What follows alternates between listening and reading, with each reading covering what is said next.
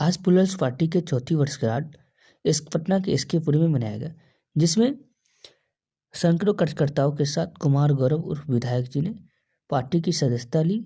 इसके साथ ही उन्होंने अपनी राजनीतिक इच्छा के बारे में भी जाहिर किया। इसके साथ ही एक रिपोर्ट देखिए किस प्रकार से उनका प्रवक्ता क्या बोल रहा है। यहाँ पे आज द प्लूरल्स पार्टी के चौथी वर्षगांठ मनाया जा रहा था, जिसमें इनके तमाम जो कार्यकर्ता थे, जो पदाधिकारीगण थे, सभी की मौजूदगी थी। इसी में कड़ी में हमारे साथ जुड़ रहे अभी जो प्रवक्ता है द प्लूरल्स पार्टी के। तो आइए क्या कुछ है इनसे ज़्यादा। सबसे पहले तो सर 4 साल चौथी वर्षगांठ मना रहे, क्या कुछ अनुभूति लग रहा है?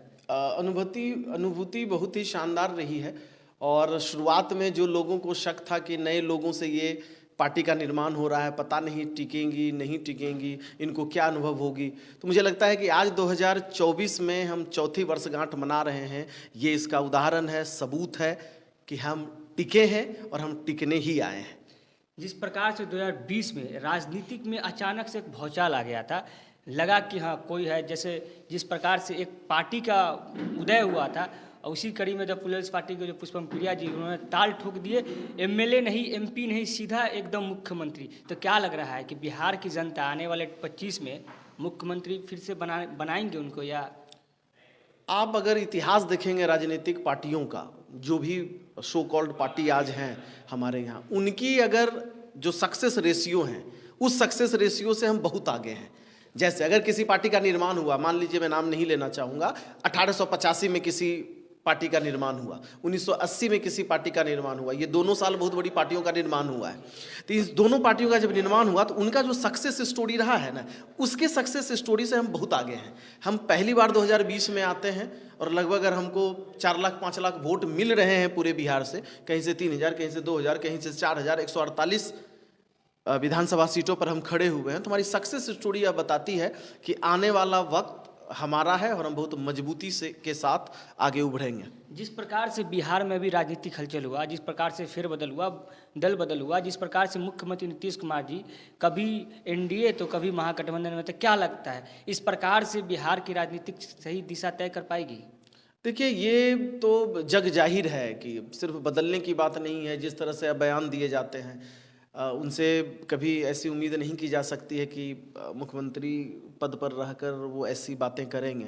तो अगर राजनीति के बारे में पूछेंगे तो ये तो सबको ये हाल विदित है कि क्या हालात हैं, कि कभी वो मतलब इसको एक खिलौना मान लिए हैं कि राजनीति वो हम लोग बचपन में खेला करते थे, नहीं तुम्हारा घर मेरा घर, तो वही हालात हैं। मतलब जिस राजनीति से कंट्रोल किया जाता है पूरे प्रदेश को, जिस राजनीति से नीति बनाई जाती है, आज वहाँ पर वो अपने घर में ही ई कोना की ऊ कोना कौन कोना यही कर रहे हैं। आप तो आप समझ सकते हैं बिहार के विकास में क्या लग रहा है 2024 में द प्लूरल्स पार्टी कितने सीटों पर बिहार में अपने उम्मीदवार उतारेंगे? देखिए, हमारी तैयारी है कि हम 40 सीट पर ओपन है, 40 सीट पर ओपन है। लेकिन इसका यह मतलब नहीं है कि हम आपको यह कह रहे हैं 40 सीट पर लड़ेंगे, क्योंकि 40 सीट पर ओपन है। अगर हमारे पास कार्यकर्ता आते हैं, हमारे कार्यकर्ता अगर तैयार होते हैं, ऐसे लोग जिन्हें लगता है कि वो राजनीति में आकर राजनीति में अपना भाग आजमाइश करना चाहते हैं, तो वो लड़ सकते हैं प्लूरल्स पार्टी से। लेकिन हम 2024 के लोकसभा चुनाव में जरूर लड़ रहे हैं। सीट अभी डिसाइड नहीं है। क्या कुछ अंदाजा लगाया जा सकता है कि आने वाले समय में जैसे प्लूरल्स पार्टी है जो किसी घटक दल के साथ गठबंधन भी हो सकता है, संभावना? देखिए, इसकी संभावना है। इससे हम लगभग हमारे आला कमान कई बार यह बोल चुके हैं, या आला कमान कई बार बोल चुके हैं कि हम किसी के साथ घटक दल में भी जा सकते हैं, मतलब बन सकते हैं। तो आपकी किस विचारधारा की घटक दल चाहिए? जिस प्रकार से एनडीए और महागठबंधन है बिहार में, तो क्या लगता है क्या कुछ? देखिए, एक चीज़ तो तय है कि जिन्होंने बिहार का सर्वनाश किया है, जिनको स्पष्ट रूप से मौके मिलते रहे हैं और वो बिहार में सत्ता पाने के बाद भी आज बिहार को इस गर्त में रखे हुए हैं, उनके साथ जाने की तो संभावना नहीं है। बाकी सभी संभावनाओं पर विचार किया जा रहा है। देखिए, क्या लग रहा है कि सबसे ज़्यादा सर्वनाश की बात कर रहे, चूँकि तो दोनों पार्टी है, अब तो महागठबंधन है और एनडीए है, तो आपके पास तो 2 ही विकल्प है। तो क्या लग रहा है कि सबसे ज़्यादा सर्वनाश बिहार को किसने किया, किस पार्टी ने किया? देखिए, इस बात का अगर आपको लगता है कि पिछले 30-40 सालों में देखेंगे तो मुझे नहीं लगता कि बहुत इंडिविजुअल इस पर बात किए जाने की ज़रूरत है, क्योंकि आप एक सकारात्मक राजनीति जब करने आते हैं तो इन चीज़ों पर आप बहुत ज़्यादा ध्यान आपको देने की ज़रूरत नहीं है कि इन्होंने क्या। अगर उन्होंने अच्छी स्थिति बनाकर रखी होती तो आज ये हालात होते ही नहीं।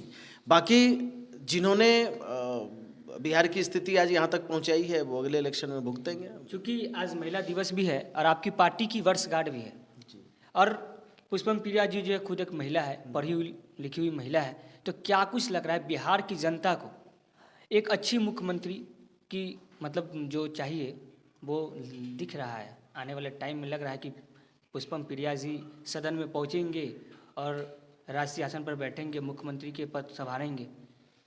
हमको लगता है कि 2020 में आने वाली पार्टी और उस पार्टी की जो मुखिया है इतने कम समय में आज 2, 4, 5 जो मुख्यमंत्री के रेस में हैं, अभी तो मुख्यमंत्री के रेस में अगर यहाँ देखा जाए तो 1 ही 2 लोग हैं जो सो कॉल्ड हैं, तो उस रेस में अगर मुख्यमंत्री के रेस में हम पहुँच गए हैं, चेहरा एक है। जैसे अगर पूरे देश में यह पूछा जाए, अभी सारे मीडिया बंधु से पूछा जाए कि मुख्यमंत्री के रेस में कौन कौन चेहरे हैं, तो स्पष्ट रूप से क्लियर चेहरे हैं, तो उसमें तो हम टॉप 3 में हैं।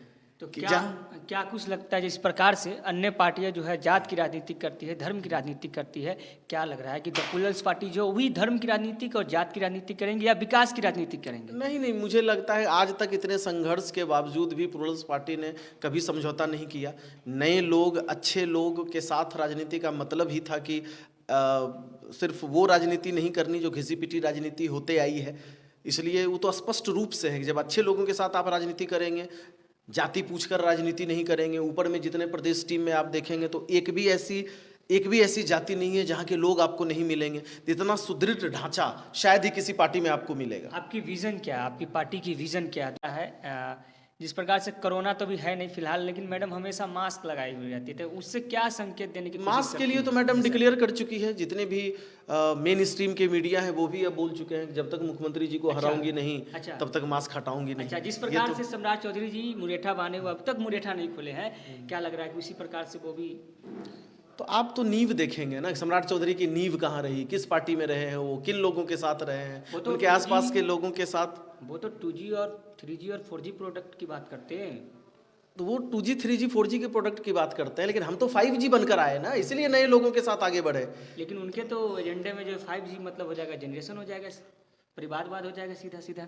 नहीं, 5G का मतलब है कि आप बहुत तीव्र गति से, बहुत ही स्पीड से आप आगे बढ़ेंगे। उनके एजेंडे में कहीं ना कहीं जिस प्रकार से उन्हें हावी है परिवारवाद पे, मोदी जी भी हावी है और सम्राट चौधरी जी जिस प्रकार से आए दिन लगातार बयान पर बयान देते आ रहे हैं, मतलब जनरेशन पर, परिवारवाद पे। तो परिवारवाद पर तो हमारे यहाँ, मैं समझ नहीं रहा आप क्या पूछना चाह रहे हैं। हमारे यहाँ तो परिवारवाद है ही नहीं। हम तो मेरे प्रदेश में वो क्या परिवारवाद पर बोल रहे। पुष्पम प्रिया जी के भी तो पिताजी राजनीति में पहले से। राजनीति में परिवारवाद नहीं होता है, इसको आप क्लियर कर ले। अच्छा, और परिवारवाद का मतलब क्या होता है कि बेटा मुख्यमंत्री तो बाप मुख्यमंत्री तो बेटा उप मुख्यमंत्री। परिवारवाद का मतलब होता है कि पति मुख्यमंत्री तो वाइफ भी मुख्यमंत्री।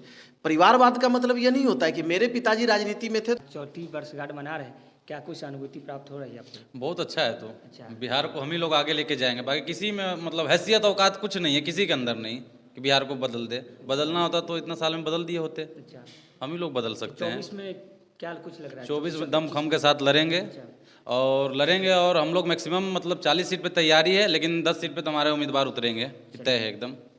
चलिए इसी कड़ी में फिर और जोड़ रहे हैं। कार्ड पे सबसे पहले तो जो भी प्रदेशवासी हों सबको शुभकामना देना चाहता हूँ मैं आपके चैनल के माध्यम से। आप आए हैं यहाँ, धन्यवाद आपका भी।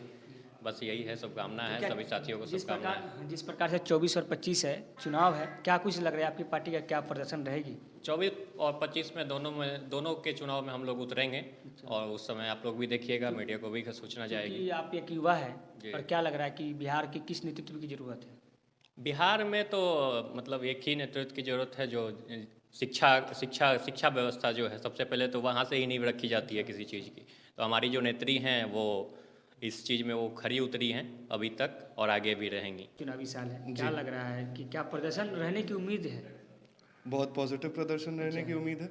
और आपकी मुखिया जी बात करते हैं कि मुख्यमंत्री बनेंगे, तो क्या कुछ सपना साकार होगा? ज़रूर होगा। अच्छा, 2025 में ही होगा। तो आप लोग कितना एनर्जी के साथ ग्राउंड जीरो पर जाएंगे?